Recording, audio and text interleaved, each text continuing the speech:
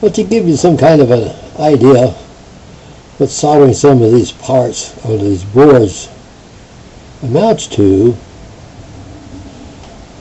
as you can see, I've got some soldering.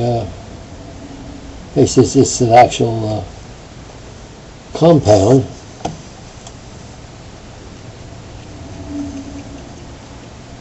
Made in Japan. But this is kind of a picture of what it looks like, and it's a Hanko RFS-100, and it's quite readily online. Not very expensive. If you take the gun, you get the tip. So you need a good shiny tip on it. And this one's relatively clean now, but we'll go turn the thing on. And we'll warm it up. We're going to clean the tip with a little wire brush that I've got. These are readily available with the hardware stores. And so that this particular compound, it cleans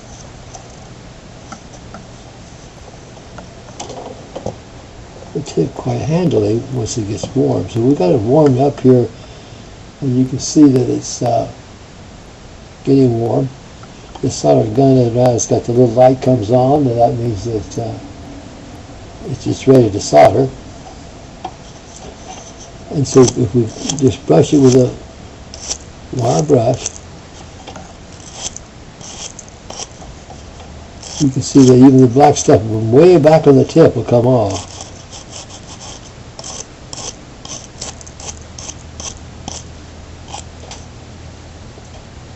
So it gives us a nice bright tip to work with. That's very important on these small deals, because when you have this dark colored stuff on the tip of the thing, it seems to insulate the soldering tip from whatever you're trying to solder, and you can't get it hot enough. So, also, and to be sure that we have it soldered, we dip it down in the flux I've got here. And let's see if we get a little solder out here.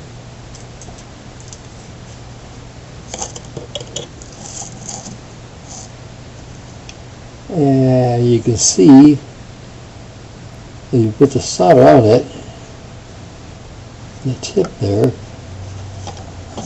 You see some of the dark stuff's coming off there. And then you can rub it right on off. And lo and behold, it becomes really clean. So now, you get the solder. You can see this little tip that I got up here. I got a piece of wire that I put up through the hole to show you if you solder it to the hole.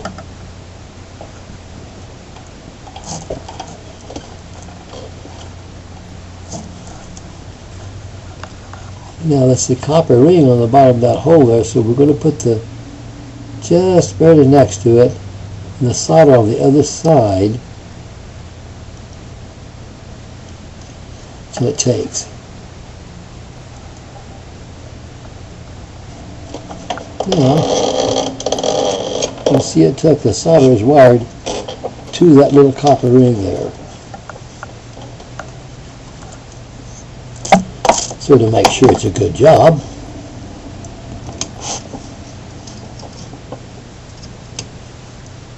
we just took this copper ring off.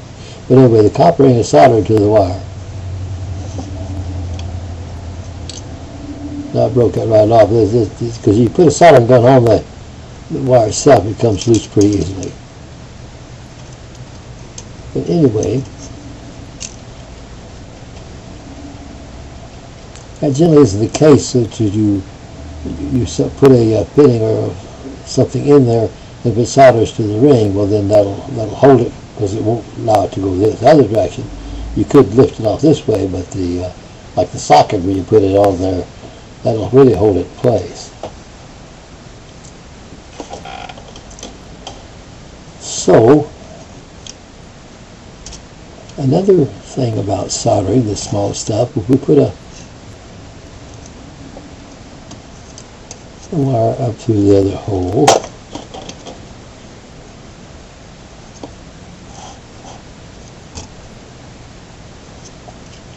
let's say we've got a wire through a hole and another wire going to it. If we bend it around it,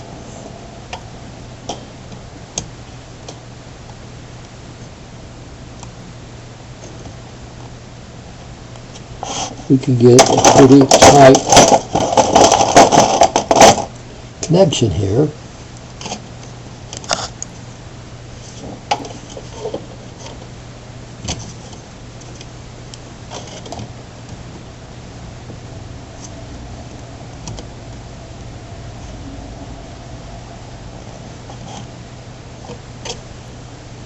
Like so. So we have a good connection there.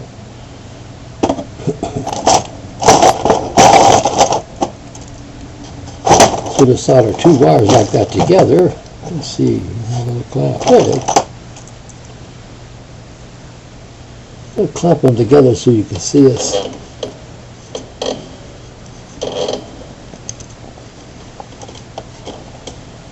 So if we put two wires together this way, see, you can see that.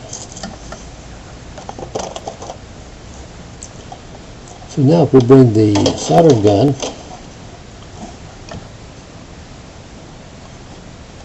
on one side of your connection, solder on the other side.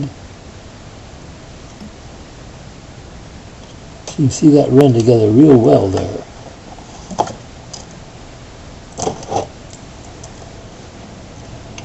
So now you can see that it's really tight together.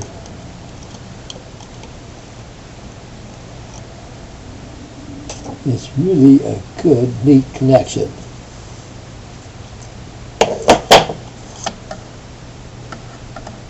So anytime you get this darker feeling on your tip, you see as you're using it, it's getting darker.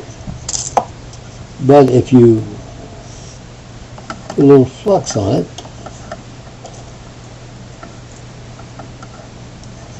and a little solder, it brightens right up. And you can see this little buildup on it comes off. So this is something you need to do pretty regular as you're building one of the units, because you need the tip nice and shiny with a little bit of solder on it.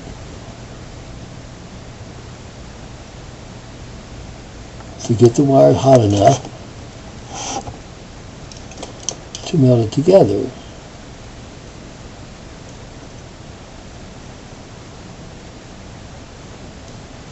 You see that was already warming up. It's that quick.